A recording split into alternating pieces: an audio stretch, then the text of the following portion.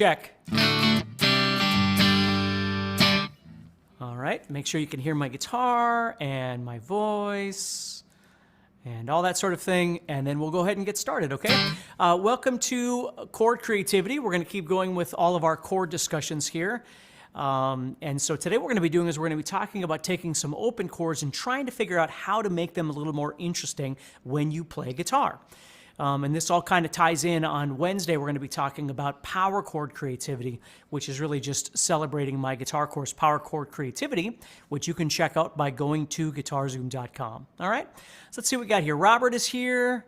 Felix is here. Dennis is here. Ricky is here. Awesome. Awesome. Paul is here from New York. Andreas is here. Carrie is here. Ian is here. Great. Okay, great. All right, looks like we're doing good here. Okay, so we're going to waste very little time here. We're just going to get started, and I'm going to try and give you some things to think about as we do this. So again, if you don't know me, my name is Steve Stine, and I create content, guitar content, and try to motivate people to continue trying to play guitar. Sometimes we get frustrated and don't really feel like playing, or other things come up, and it's very important for us to just continue our journey here. So what I want to do today is I want to talk about open chords and trying to become a little more interesting with those open chords. So maybe you've just been playing for a little while and you've learned how to play a G and a D and a C or something like that, and you're ready to start moving into something and making your music sound a little more authentic. I want to give you some ideas here, okay, of some different things that you can think about. So let's just start off by thinking about chord creativity. That's what we're talking about today. And if you want to check out the course, what you can do is head over to guitar-zoom.com. I'm sure there'll be a link somewhere in the chat you can check out as well. I would sure appreciate that. But the most important thing here is learning how to play chords effectively, cleanly, quickly, that sort of thing, which if you've watched some of the other live sessions that I've done, these workshops, that's what we've been talking about this entire time. So if you haven't seen those, please do me a favor and go back to some of those and check out those workshops, because you can learn a whole lot of stuff from those, okay? But today what we want to do is we want to say, okay, we've learned some chords. What are we going to do with these things, right? So here's what I want you to start thinking about. One thing that I learned early on, which made no theoretical sense whatsoever, but it was if I was making a chord and I had a finger that I wasn't using on the guitar, I would try and place it somewhere on the guitar to see if I could change the sound of things.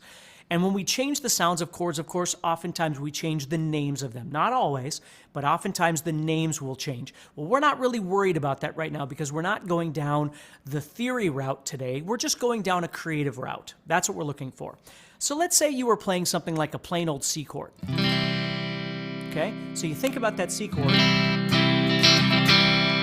and I think, okay, I've got this pinky available and it's not doing anything, so why not figure out where I could put it? Okay, so one thing I could do is, for instance, I could place this pinky on the first string on the 3rd fret. Now, it's not going to change it dramatically. It's just adding in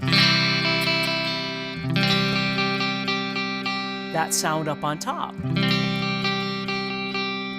Okay, so it's just adding this higher register on top of that chord, but it does sound kind of nice. Okay, now if I try to put it 1 fret higher, it's not going to sound as nice in the general sense. Now, that's the thing about music, is sometimes we come across things and you might go, oh my God, that's an amazing sound, and somebody else is going, oh my God, that's not an amazing sound. We're all different, so it's not my job to tell you what you should or shouldn't like. I just want you to enjoy what you're doing. So if we take that C chord, we put this here, we get that kind of sound. So oftentimes when we're playing chords, what you'll encounter are chords that we call sus chords. These are very common chords that we do. Let me show you this. If I took this D chord right here, just played it traditionally like I always do, but this time again, I'm going to take that pinky and I'm going to set it on the 1st string, 3rd fret again. I get this new sound. The chord changes, and we call this a sus chord, a suspended chord. And what that really just means is, hey, here's the sound of a D chord, and when I add that pinky on, what it's doing is it's suspending the sound. It's making us just wait, and we're just waiting for the resolve of this to go back. So if you listen to that sus chord that I'm doing right there, see that? And it resolves all nice, comes back. Okay? Well, if we like that, what we could do is take the middle finger, and we could take that off the guitar, and then put it back down, and we would get that sound. Give me 1 second. I want to check one of my settings here. Make sure. Oh, it's so hard to...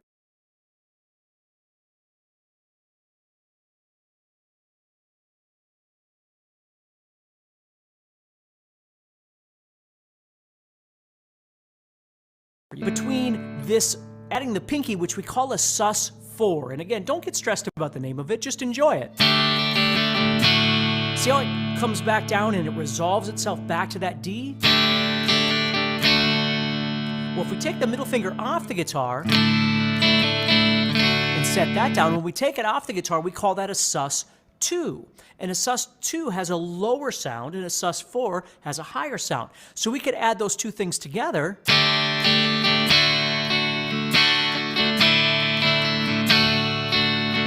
And all of a sudden what happens is when you're writing, for instance, when a person is writing a song, sometimes if you're sitting on the chord too long, especially if you're a guitar player and you have a guitar player brain, when you're sitting on a chord too long, you tell yourself, I got to go somewhere. Like, I can't just sit here forever. I got to do something else. So that's when we start trying to, we're changing chords all over the place and doing this. And again, maybe that'll work out perfect for you. But sometimes we don't have to do that. Sometimes what we could do is we could just stay on that chord, but creatively embellish what we're doing on that chord instead of leaving.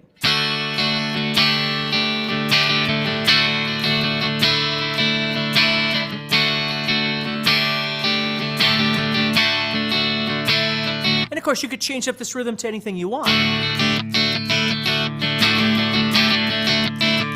Okay, so that's an instance where we could take a chord and we could both add a note or add a finger, and we could remove a finger and do two different kinds of sounds. And we could do this all over the place. If we go back to our C chord there, if I take this first finger off the guitar, it really does change the sound quite a lot.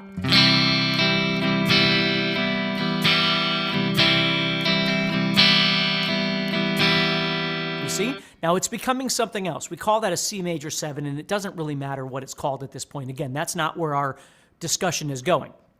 But just understand that if you were playing and you like that sound, you see, instead of adding a finger, we're taking a finger off, or we're getting a new kind of sound. Okay? If we took this C chord, and again, you're going to be able to watch this later. So if I'm going a little fast with some of this information, you can watch this later, or you can check out the courses that I have available, like power chord creativity, some of those things that we've got over at GuitarZoom.com. But let's try this. We've got our C chord here. I'm going to take this middle finger, and I'm going to take it off the guitar. And when I do that, I create a sus2, but on the C chord. So it's the same kind of idea, which means I could then take my pinky and add it on the 3rd fret of the 4th string. And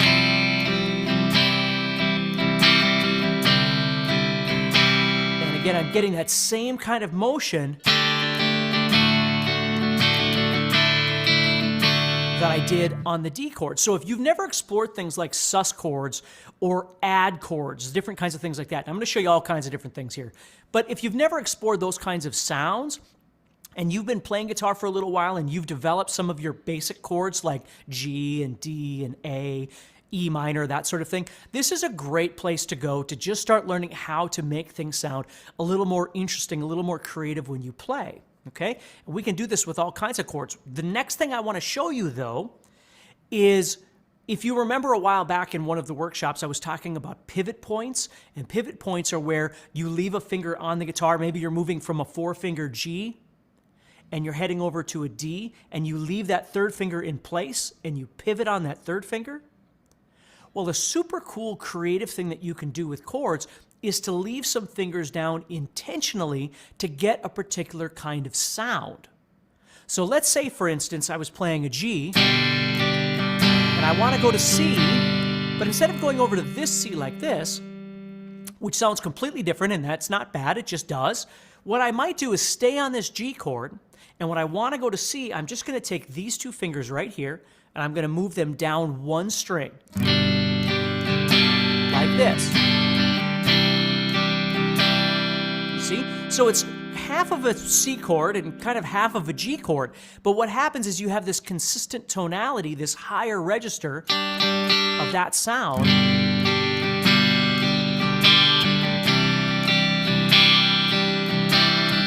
Now, if you listen to any 80s music, this sort of reminds you of all kinds of different 80s ballads.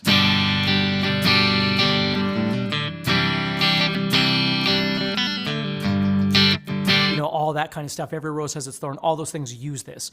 Okay, so it's a very common way of moving between G and C. It's just leaving these two fingers down on the third fret of the first and second strings and just dropping those two fingers down. Now, would we call that a C chord? Well, sort of. Technically, we would call it a C add 9 chord. And again, I don't want you the names of these things to weird you out. I just want you to look for some different things that are kind of fun and interesting to play. That's the most important thing that we're dealing with here. So as we go from G, we move down to the C. Let's say we wanted to go to an E minor. Well, I might leave these two fingers here and move to this E minor, which means I'm taking these two fingers, going to the E minor.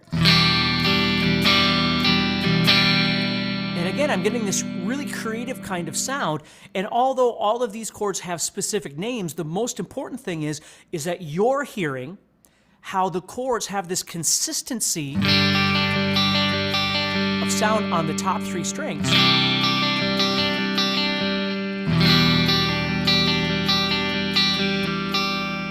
Now when I go to D, I could leave it there, but I could do something really cool and I could go back, right? Because this is a sus chord now on the D like we talked about. And I could maybe go there and resolve it like that because it still doesn't feel like I'm home until I go to the G. So I could get something like this.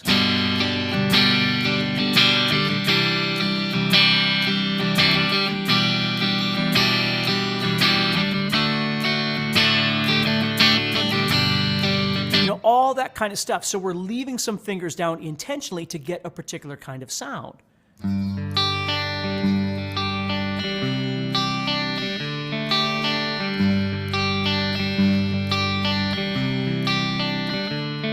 Going to sound a bit similar to something like Green Day, if you've ever heard that sort of thing before. So these are things that we use a lot in our playing. Now, another thing I want to show you that I would love for you to work on, and I do talk about in all kinds of stuff like this in Power Chord Creativity, which is a course that you can check out if you go to GuitarZoom.com. Just go there and it'll be somewhere on the page there. You can check that out. But what I love to do is I love to take my chords and I love to move them around. This is something that I learned how to do. There's all kinds of different examples. For instance, if I was playing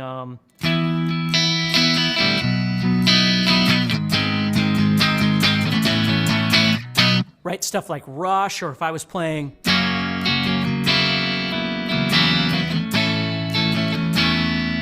okay, what we do is we're taking bar chords at this point and we're splitting away part of the bar chord to get another unique kind of creative sound.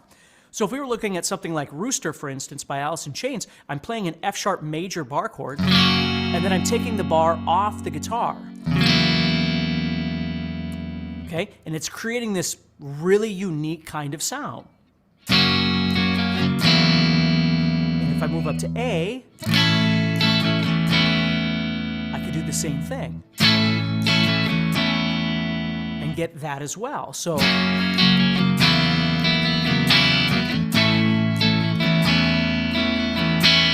there's lots of different ways that we do something like that, where maybe we leave part of the bar chord off. For instance, I might go up to B here, and instead of playing the entire bar chord of a B, all I'm doing is playing the top, almost like a power chord. I'm playing, but I'm adding in this note on the third string. So I'm playing 7, 9, 9, 8. But then I'm leaving these two strings open, which is again creating this consistency as I move chords. Watch this. So if I play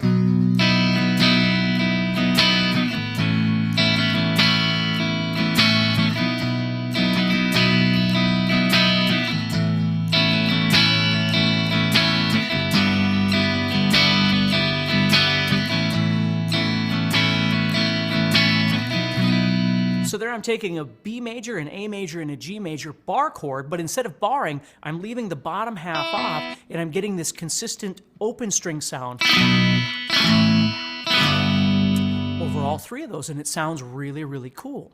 Okay? So there's a lot of things like that that you can do to get more creative with your chords too. You might take the bar chord off or only use part of your chord from the bar chord idea. Instead of barring the entire thing, you're leaving part of that open, which sounds really cool. Let's make sure we are good here. Okay, looks like everybody's good.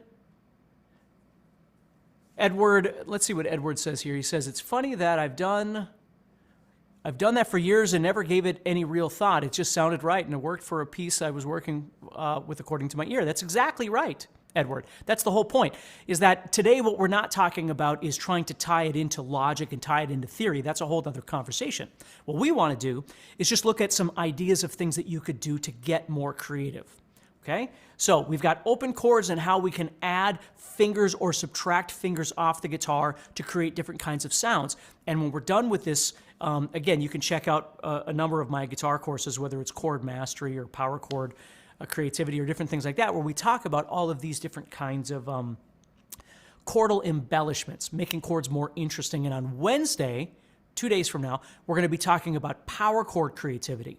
So instead of playing standard power chords, we're going to find some ways that to make them sound a bit more modern and unique. We're going to do some things like that as well. But for today, let's just keep going here. So we've got our open chords, adding or subtracting fingers on those. We've got bar chords where we're actually eliminating the bar, which makes some really nice sounds. And then we've got what we can call a half bar, where we're really not barring at all. We're taking that bar off to get this kind of ethereal open chord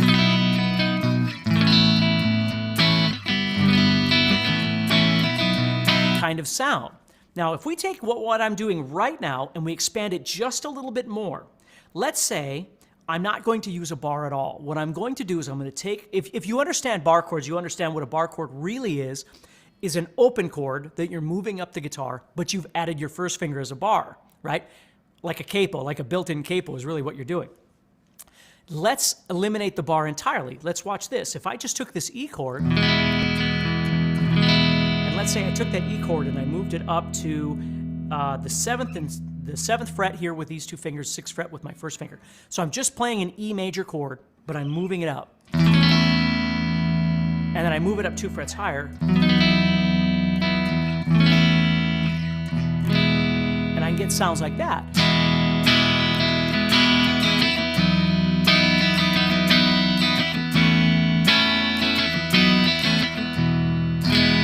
Now, in theory, in the logistical side of things, I'm really playing an E and an A and a B chord, although the voicing is a bit different, okay?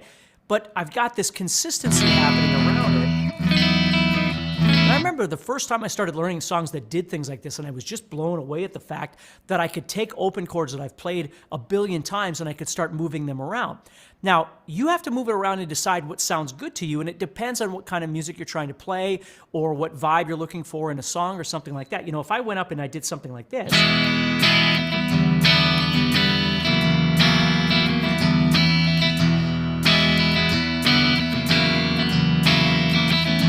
some of you might even notice something like that, right? It sounds a little bit more dark. It sounds a little bit more, I don't know, angry is probably not a good word, but it doesn't sound as nice and floaty as this one did. But it doesn't matter. It's just what you're looking for, what sounds interesting to you. So when I play this,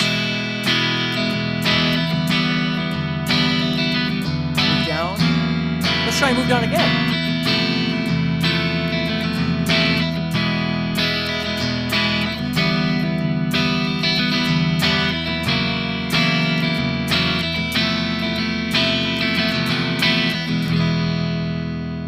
See? So a lot of really great sounds that you can get by just moving that E chord around the guitar. Now, there's all kinds of these. Like one I used to love to play, which again, you might recognize this song if I went, or this.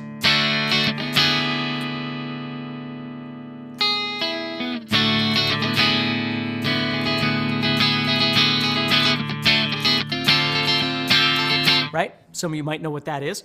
So all I'm doing is taking the D chord and I'm moving it up and down the guitar in different places.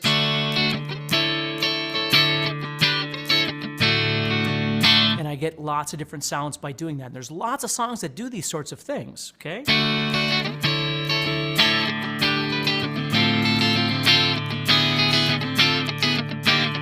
see, I can still get those same kind of sounds that I did on E, but just doing it on a D chord instead. So there's some really great stuff like that that you can explore as well, just getting more creative Wholehearted. Strat Dad said, you're absolutely right. So just learning how to move these things around and get some more interesting stuff. Barbara says, you doing Bauhaus with the dark thing. That's true. I mean, you do get those kind of sounds, don't you?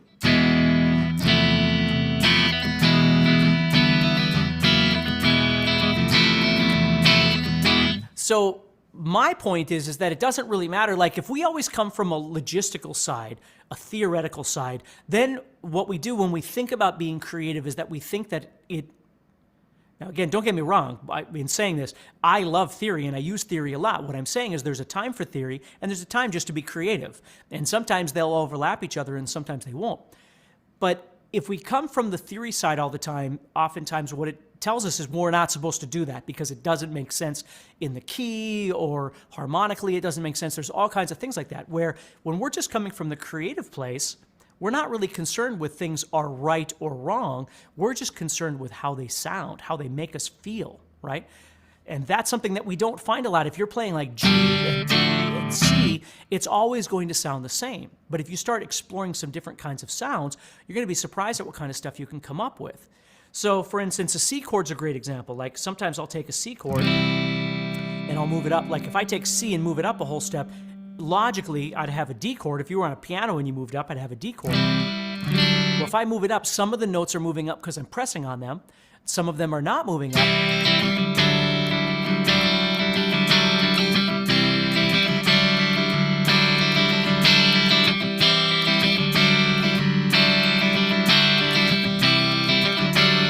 Different things like that I think just sound great. So there's a song that I wrote a long time ago with Steve Grimmett. We had a band called Grimstine. Steve Grimmett from Grim Reaper, if you know who he is. And I needed a D and an A chord. But instead of going from D to A, what I decided to do was play my D, which was C 2 frets higher.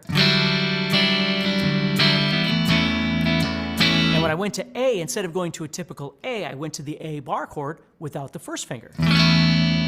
Just because it made the chord sound a bit more complex, maybe. Maybe that's a good word.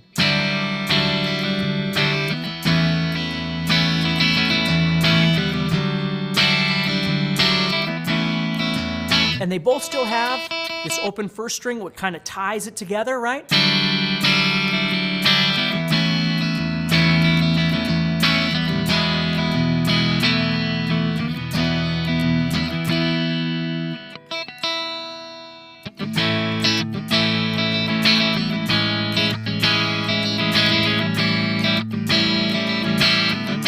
Just lots of really fun stuff that you can do with chords if you just stop thinking about just playing them exactly the way they are. Okay? So hopefully that helps you a little bit. Let's see here. What does this one say? Do you know of an easy way of a G minor 7 to play with hammer-ons without muting the strings? Well, G minor 7 I normally would play like if you're thinking Long Train Running. I'd normally play it like that. So, and again, I'm avoiding the top string in the first and sixth strings, and I'm playing a G minor 7, and I'm hammering, and there really isn't any other way to do that. I mean, if you were doing something similar to Long Train Running, that's exactly how I would do it.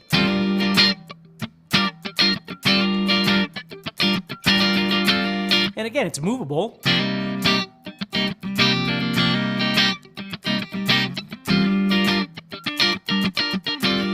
To whatever you want to do. But these are really great things for you to try and practice, okay?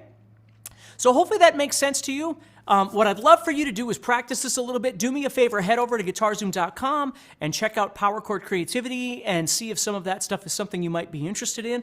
Most importantly, make sure that you keep practicing, and remember, when you sit down to practice, you should focus on fundamentals, no doubt about it. Sit down, focus on things that you know need more work, but always remember to take a little time out of your day to focus on creativity. Don't just focus on like matter-of-fact things, which you need to do. Again, I'm not downplaying that. It's very important. You can't play if you don't know how to play your chords and move them quickly and all that sort of thing. But once you've got that, always try and take a little time with some of the things that you're working on and try and spend that time finding unique ways of making it sound like music. You know, we've talked about rhythm in some of the workshops. We talked about dynamics and all these different things to try and make your rhythm sound more authentic. Well, now you've got an opportunity to take these chords and start doing something interesting with those as well. So it's not just the job of the strumming hand, but also the fretting hand, the chording hand, to start doing some things that make it sound a little more interesting. Okay, now I'm going to wrap this up, but remember, you might do some picking.